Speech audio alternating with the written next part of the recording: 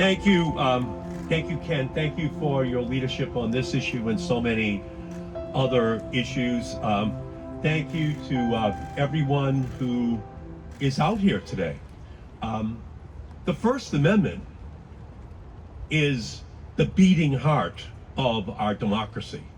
The right of free speech, the right to protest, the right to raise your voices against a government that you do not support. Mark Twain once said that you always have to support your country, but you only have to support your president when he deserves it. And that's why you're out here today, because our president has weaponized the forces of our government against the people.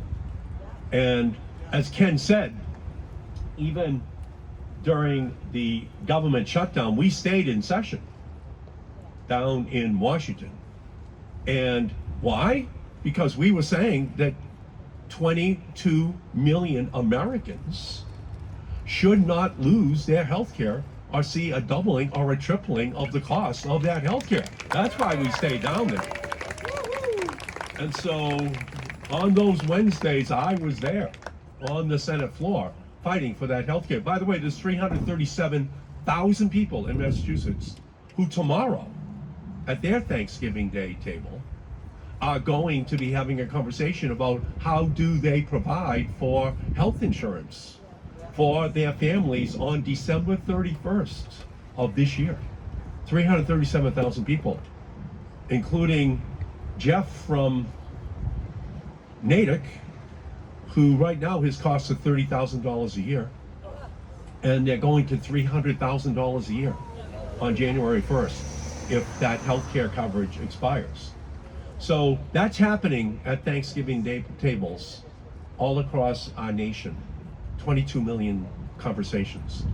And it's so heartening, so gratifying to have all of you out here today, because you're fighting for all of these people who have stories which are hidden because of ICE. And I'd like to begin just by thanking Jared and Laurie Berenson for organizing this. Really. To Rabbi Susan Abramson, thank you so much. Reverend Andrew Harris, Reverend Jamie Hinson Riegler, Reverend John Gibbons, Reverend Trina Patillo, thank you all so much for the incredible leadership which you are providing. Because we are living through one of the most challenging periods in our history. Every day, the values we hold dear as a nation, freedom, equality, justice, are under assault by a lawless White House. The Trump administration has decided that they can unleash mass ICE agents into our communities. The administration has terminated temporary protected status for Haitians, for Venezuelans, and for so many others who cannot safely return home. Administration officials have essentially shuttered our refugee admissions program, leaving families separated and thousands stranded abroad. They have tried to strip unaccompanied minors of legal services. They have tried to take us back to the 1940s by requiring immigrants to register with the United States government and carry their papers at all times. There are legal immigrants in our country right now who are walking around with their passports in fear that they could be arrested without that identification. These aren't just policy disagreements. The Trump administration has broken America's promise to refugees and allies, eroded historic U.S. commitments to human rights, and violated domestic and international laws. In March, 6 masked ICE agents took Romesa Ozturk off of the campus of Tufts University, put a bag over her head, put her into the back seat of a car, and then transported her first to Manchester, New Hampshire, then to Burlington, Vermont, and then flew her to Baton Rouge, Louisiana, as she asked for an ability to call her lawyer, which was denied to her throughout the entirety of this process. She was a Fulbright scholar. She was writing her thesis on the positive uses of social media for children. This is not a risk to the United States of America.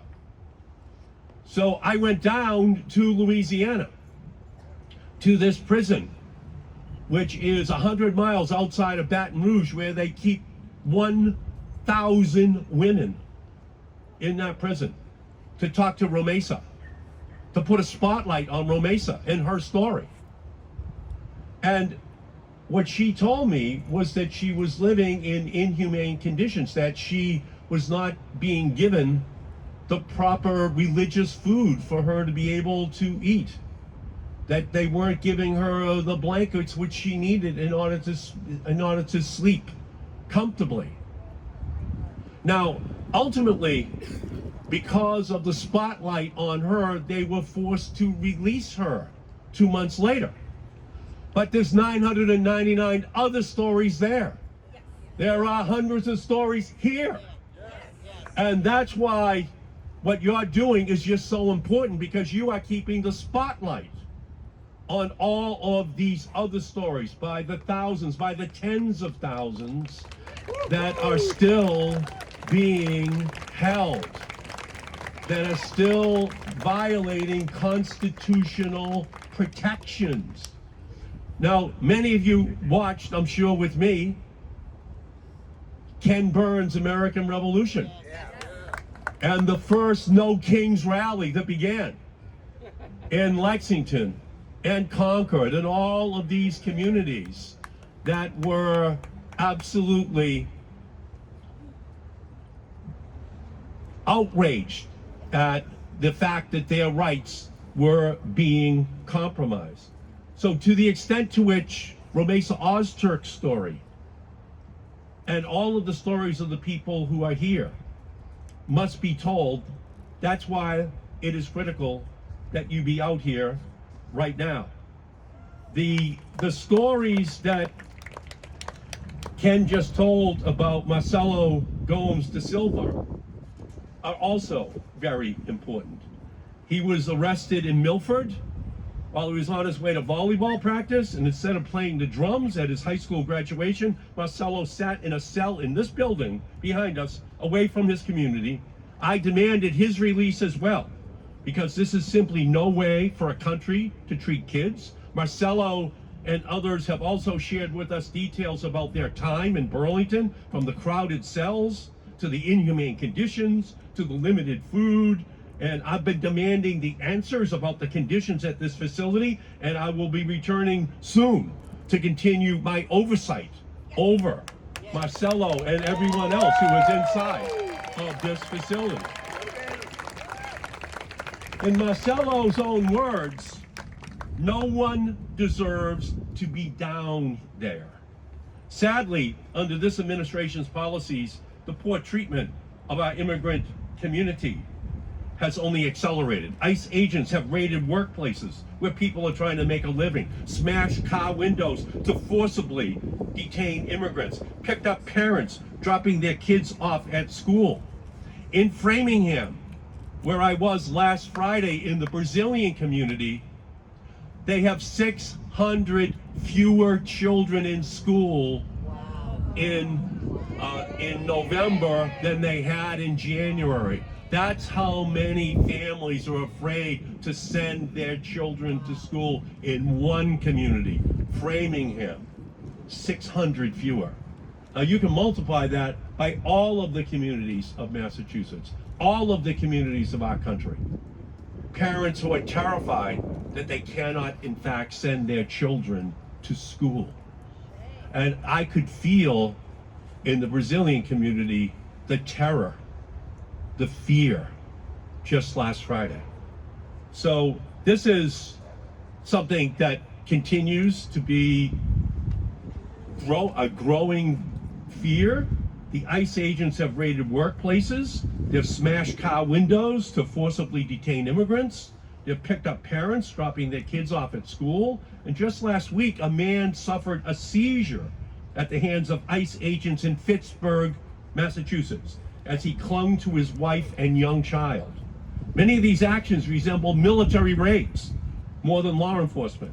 Agents are using tear gas on protesters, shooting people with pepper balls, rappelling from helicopters to conduct arrests while families sleep. It is utterly unconscionable.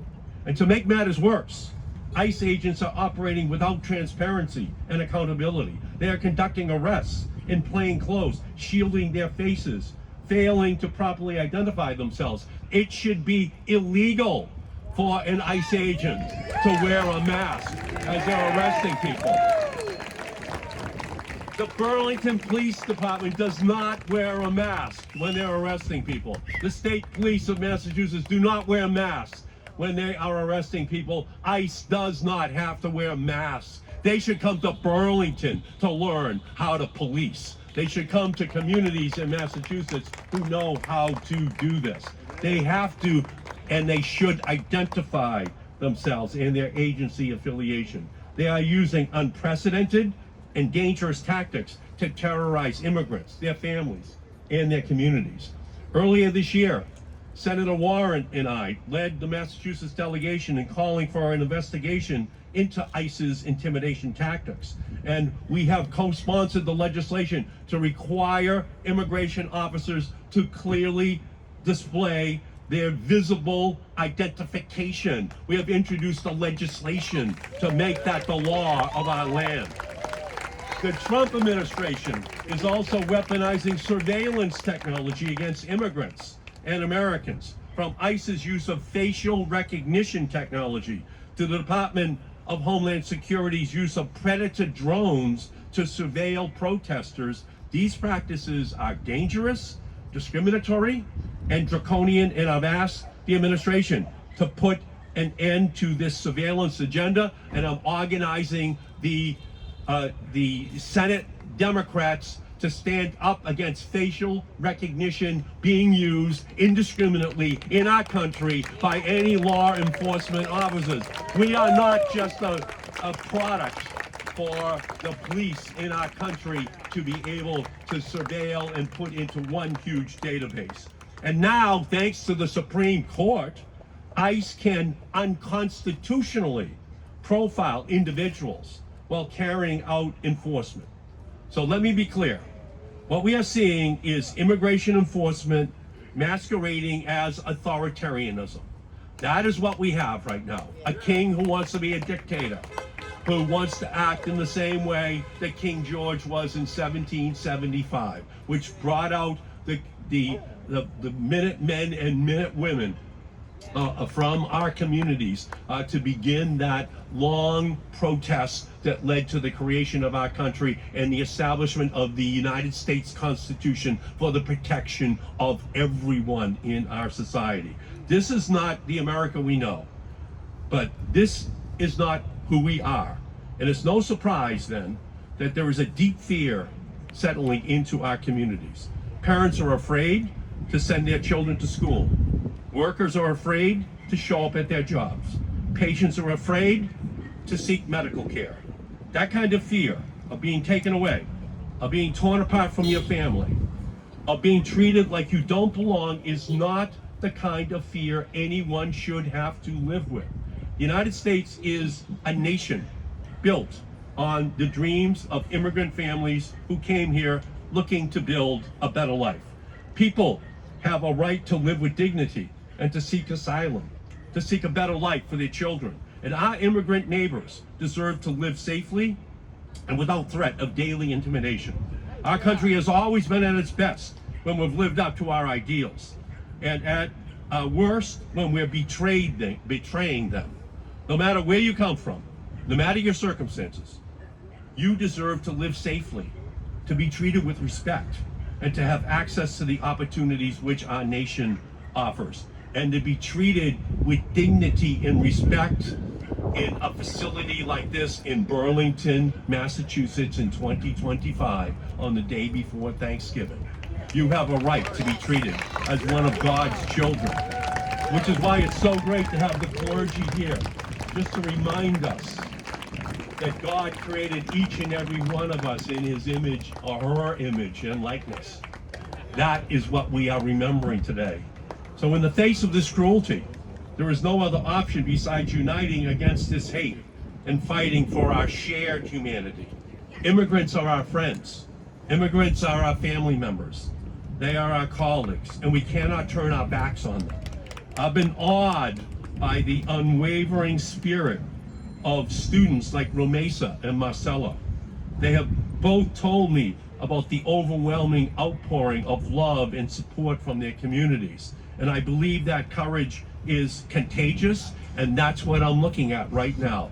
This courage that is standing right here in front of these ICE agents, these unconstitutionally acting ICE agents in the name of Donald Trump. So we have to continue to conduct robust oversight over Trump's lawlessness. I'm going to continue to speak out on behalf of those with less power. I will continue to not agonize, but to organize, as you are doing, in order to fight every single day against this lawless authoritarianism. And I know that you will too, because there is a cadre of dedicated volunteers helping to defend the United States Constitution and speaking loudly and clearly on behalf of immigrants. So I'm especially proud of you here in Burlington. You've been doing this for 26 weeks. 32 weeks. And I know you're not going to stop. I know you're not going to give up. Trump wants us to look to the past nostalgically for a time that never existed, instead of to the future with the idealism that we need in order to fight for all of the constitutional rights that are guaranteed for every single person, to be given the protection, as long as they're on the soil of the United States, of all of those constitutional protections. And that includes everyone who is inside of this ICE facility, everyone who is in every facility all across this country. And so that is why we are here. We are here to stand up for the Constitution, to stand up for freedom, and to channel what began in 1775, 250 years ago. We stand up to dictators. We stand up to kings. I cannot thank you enough for being here on behalf of all of these wonderful